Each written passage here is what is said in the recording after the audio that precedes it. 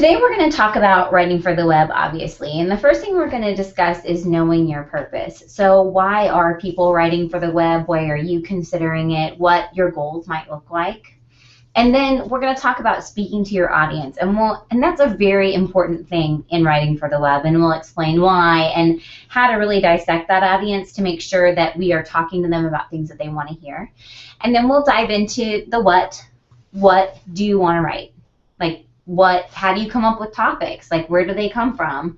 And then talking about your style, how we polish that and make it more effective and web friendly. And then last but not least, we're going to put our newfound skills to work, perfecting your process.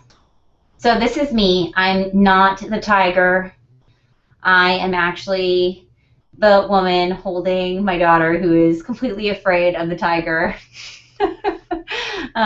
So I own May Create Design, and we put on these series of lunch and learns to help people like yourselves become more acclimated with the web, because it is this gigantic unknown vortex of stuff that you can do all these things with, but it's, it can become a little overwhelming. So I'm here to unoverwhelm you today. And I'm not in front of a fire truck. I am hanging out in my office.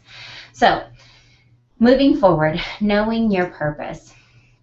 All right, so all marketing content is essentially composed to achieve the same goal, right? And that is to get people to read it. So it doesn't matter if it's a newspaper ad or a Facebook post, something in a magazine, a direct mail piece. Everything that we write for marketing is because we want people to read it. And we want people to read it for a variety of reasons. Depending upon your business or organization, you may be writing to educate people, or you might be writing to develop a relationship.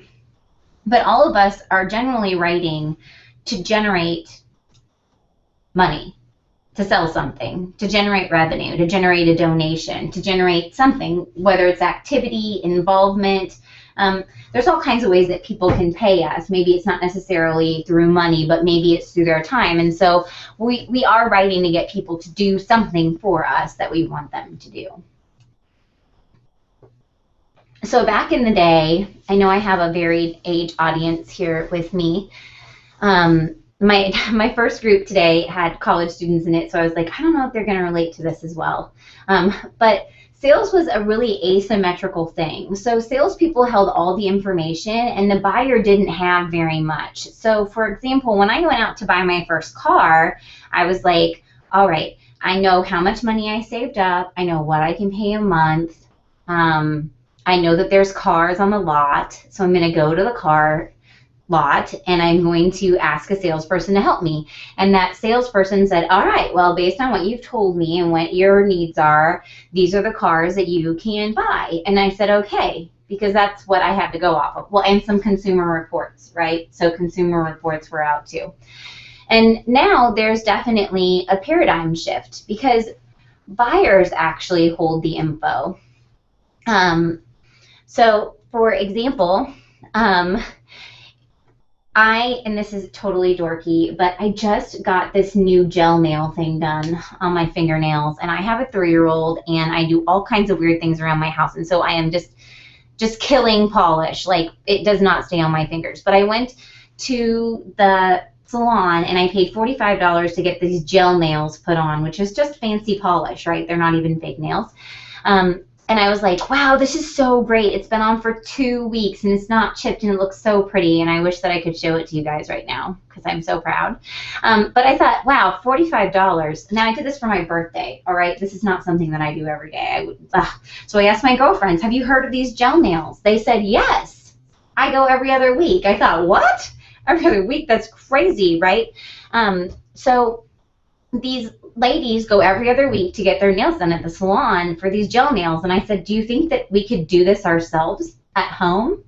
And they said, oh yeah, I think so. So what did I do? I went online and I researched this gel nail polish and what it was. And I read blog entries from cosmetologists and technicians who did this, people who bought kits for it, which kits worked, which kits didn't. I spent about 30 minutes researching this product, and by the time I was done researching, I knew exactly what I needed to buy and exactly where I should buy it in order to buy it. And so when I walked into the store, I was pretty much ready to make a buying decision. Right now, people are contacting sales 57% later in the buying process, and I'm a perfect example there. Is that I didn't know which UV light I was going to buy to cure my nails, but I knew I needed one. And I didn't know which polish brand I was going to buy, but I knew that the store that I went to sold it. So I was like over halfway there. And what that means to us as salespeople or as businesses is that 57% of our sales process already took place before they even had the opportunity to contact us, which in the old days, that makes people feel really uncomfortable with that asymmetrical sales cycle. They're like, oh man, they didn't ask me. They just came in already knowing. Well, now we expect people to come in already knowing. So that's good. It can be really positive. It means that our buyers are more educated than before. But who do you want to educate them? So that's the next thing. Your buyers are going to find information to form their buying decision from someplace. Do you want them to hear it from you? Or do you prefer that they get it from your competition? And so that's why people are out online. That's why they're Facebooking and why they're out on LinkedIn, why they're blogging, why you have websites, why you have all this stuff that people can get to from anywhere, because I want you to learn it from me, not the other person that does what I do, so that way you understand, what the way that I think is best and the way that I think is right. And also, I think that same parallel can be put into other people's businesses. So that's one of the major reasons why people are writing online right now. So now, before you get started writing, now we're going to take a couple minutes here and we're going to talk about preliminaries, things that you're going to do before you even start writing anything. So that way we're fully prepared when we go to the keyboard, right? And I don't know, did you guys have an opportunity to at least download and pull up the PDF that Jeremy had sent to you earlier? In this PDF, you're going to see some charts and some fill in the blanks. And it doesn't necessarily mean that you need to print it off and use it, but it's good to have as reference as you're going back and forth taking notes to know what you need to write down and what you don't need to write down. So before you start, you need to get your head on straight. This is something that my sales coach always said to me. Put your head on straight. All right, sounds good. So don't assume that your viewers will read what you've written simply because you wrote it. Because your writing is selling. That's what we determined earlier, that you're writing to get people to do something. So it's not meant to meet your emotional needs. If you need to write to meet your emotional needs, that's okay. You can have a journal, you can have a personal blog, but when you're writing for business purposes and marketing purposes, it's not about you. It's all about someone else. And so keeping that in the forefront, understanding that we're not writing because we're cool, we're writing because the people that we are reaching out to need the information that we're going to share with them. And so in this process of writing, I ask people to forgive themselves because it's not about you, it is about someone else. And you grow through your writing process and through doing this over time and become better and more experienced. So at first, it feels a little different, and that's okay. You can forgive yourself for being uncomfortable or for not getting it right the first time. So these next 3 bullet points are sort of what you can use to help forgive yourself. Make an adequate timeline to achieve your process, and we're going to talk about that in a minute. And know your support group. I always, if I've got a really big email or blog post that's going up or going out, I always send it to my best friend who used to be a newspaper editor, because she will tell me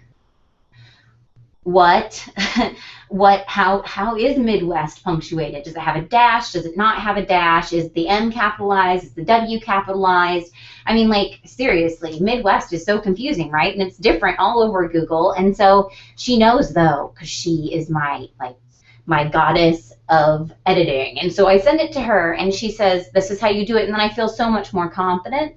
And also, we use the other people in our office to help us determine whether or not our information is correct or makes sense. Because if there's someone in your office that's not as close to what you do or not as educated about your specific topic, you can show them what you've written and say, does this make sense to you? And they'll say no, and you're like, okay, forgive yourself, go back and ask them, what doesn't make sense? Answer their questions. I don't understand what this, abbreviation means. And you'll say, oh, okay, well, I should probably explain that. And so they can give you a lot of insight. And then holding true to your process. So we're going to talk about your process in a little while and making sure that you're going through the process. And I know it sounds strange because writing is creative, right? And here I'm talking about processes and timelines, and that doesn't seem very creative. But ultimately, it is something that needs to get finished in an efficient manner and be out there, because you guys, this isn't your full-time job. You do other things too. So we want to use those processes and those timelines to help make this more efficient for us. Alrighty, so before you ever get started, you set goals, right? Just like anything else. And I like using this little chart, and there's this chart up on the upper part of your worksheet. It's number 1, which is set your goal. So here I use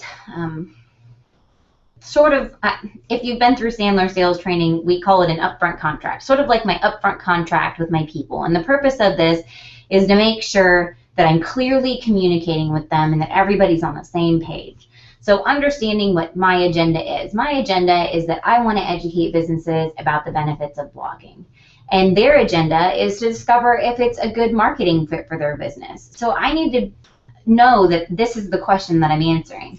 So how am I going to share that knowledge with them? I'm going to share information about how to get started blogging with statistics of how it helps drive traffic to a site, because most people find more traffic to their website means more leads, and so they're pretty happy about that. And then the physical how.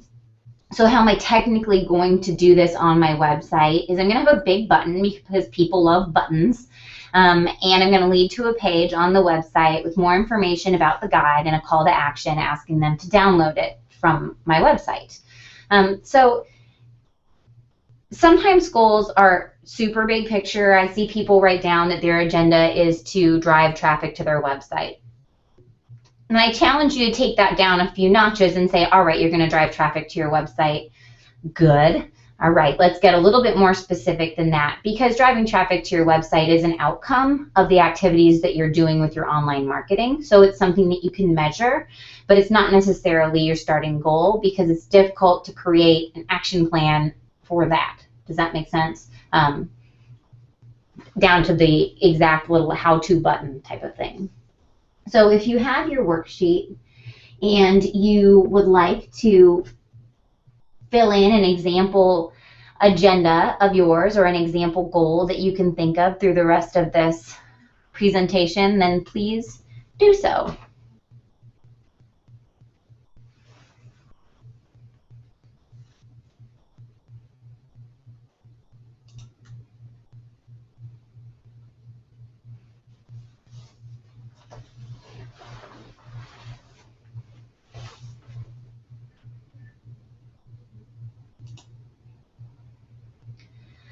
Okay, so I spoke a little bit earlier about deadlines and how they're important, and especially if you are not the only person involved in your writing process, deadlines are going to be something that everybody needs to take into consideration in their writing process. So what I like to do is I like to start from the end and then work my way back to the beginning. So when do I need to send my email? When do I need to publish my post? When do I need to finalize my content? And then I think, all right, so I'm going to finalize my content. Who needed to review it? What is that first draft? When does that first draft probably need to be done? I'm going to revise it. I'll finalize it, and then I'll have my total published date. So thinking through who needs to be involved in each one of those steps. So who's going to review your work if someone does, and then how far in advance do you want to publish the information that you're sharing? For example, on the May Create blog schedule, we are currently working for next month's blog post. We are done basically with this month's blog post. And we do that on purpose because if somebody goes on vacation or we have a fire that we need to put out and I need to put all hands on firefighting duty, you know, our own stuff is what's going to be pushed down the priority list. And if I've got that stuff planned way out in advance, then you don't forget it. And you can always schedule it to happen in the future in your blog or on Facebook.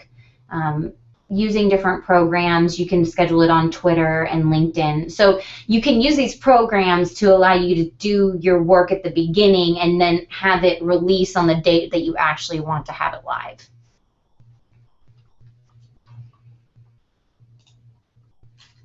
So take a second and imagine what your timeline might look like. Think about how long you might spend writing your first draft and who would write your first drafts. Think about who would review it, or if you would review it. And if you're going to review it yourself, then give yourself a day to step away from it and then come back to it. In my group, I generally plan out all the blog topics based on what types of activities we have going on in the future, and then I will designate those out to the proper representatives within the company. So everyone within the company is responsible for creating content for both social media and for our blog and website.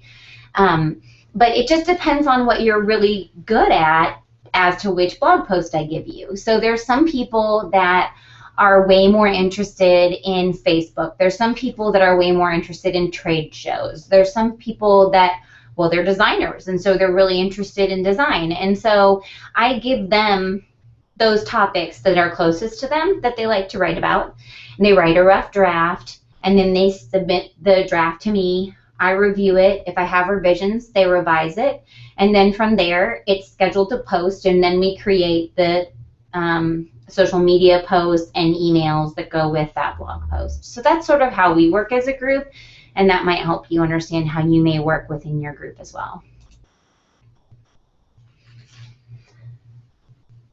I always suggest before people start writing that they brainstorm keywords. And when I say keywords, I know pretty much everybody right now thinks Google. They think search.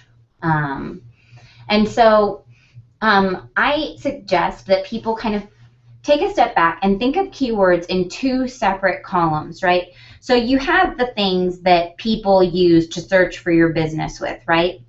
But then there's a whole different set of vocabulary that you're going to use when you write about your business that are also keywords that should probably be set aside up front, so that way you can keep things professional and consistent, especially if there's a large group of people that are writing for your business. So my favorite example for this is, let's say that you are a nursing home. So you have a group of people writing for your blog. And what do you call your nursing home? Do you call it a nursing home? Do you call it an extended care facility? Do you call it a rest home? What do you call your facility? And then going one step further, what do you call the people that you care for in your facility? Do you call them patients, clients, customers, elderly, loved ones? What do you call them? And then what do you call the people that care for them? Are they staff? Are they physicians? Are they personnel? So just understanding, like, here are the terms that we're going to use to describe all of these things. For example, MayCreate has clients, whereas our sister company, Tranquility, all their residential customers are called customers, but our business customers are called clients. So, but we understand that, and as we're writing as a group, we're always going to refer to them with the same terminology. And then from there, what do you call your company? Are you going to use an abbreviation? How are you going to punctuate it? What's your plan for that? Also, Are you going to write everything in first person? So will it be I, or will you say we, or will you always refer to your company with your company name? And these are all things that you can use to keep things consistent throughout your writing.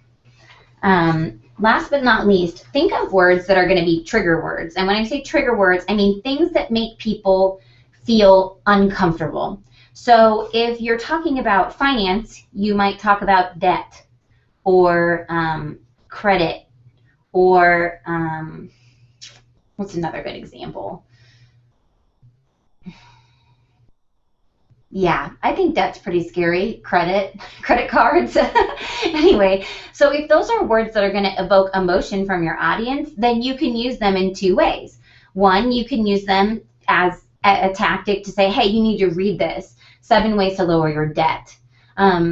Or you can use them as a way to, you cannot use them, so you can avoid using them and use other terms that make them feel more comfortable. For example, in a sales setting, asking somebody what their budget is different than asking them how much they have set aside to invest in this project. Budget feels different than investing. So knowing how you're going to talk about that and using those words in a way that gets you the most impact. So then you have, of course, these keywords that we talk about, it seems like all the time, for your website. And so these keywords or phrases are things that you're going to include in order to be found online. So I always tell people it's important to understand what the keyword environment is out there for your company, because you want to make sure that you are including words that people are using to search for your company. For example, we recently did keyword research for a cleaning company, and they are a cleaning company and maid service. And so we looked up and we made this whole list of words that we thought people might use to search for their business. And it turned out that people look for cleaning services, professional cleaning company, and cleaning business. And those are the top searched ones. Way down the list were housekeepers and maids and house cleaners.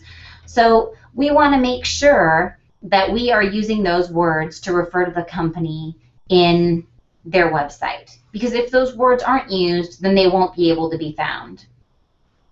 I do, however, always like to caution people and tell them, hey, this keyword thing can get really overwhelming really fast. So just understanding people call my company a cleaning business, not a maid service, is enough for you right now. Just knowing that. You don't have to understand every other thing, otherwise you're going to get like sucked down the vortex of keyword management and whoo. What's most important now is that you get comfortable creating content and educating your viewers and making sure that you are referring to your business or organization with words that people think of you as.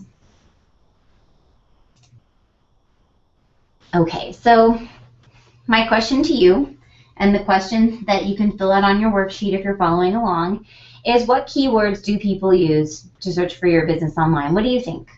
And then what keywords resonate or strike emotion with your audience?